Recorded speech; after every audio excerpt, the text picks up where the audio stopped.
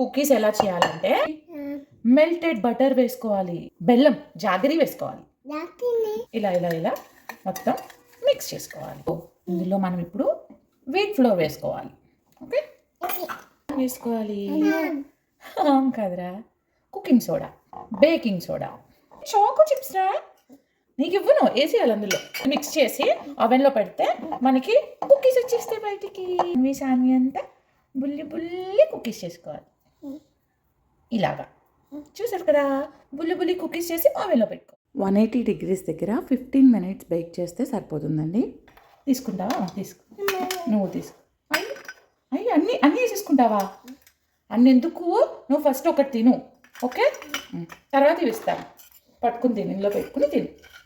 సామి నాకు పెట్టవా? నువ్వు పెట్టవా? Thank you.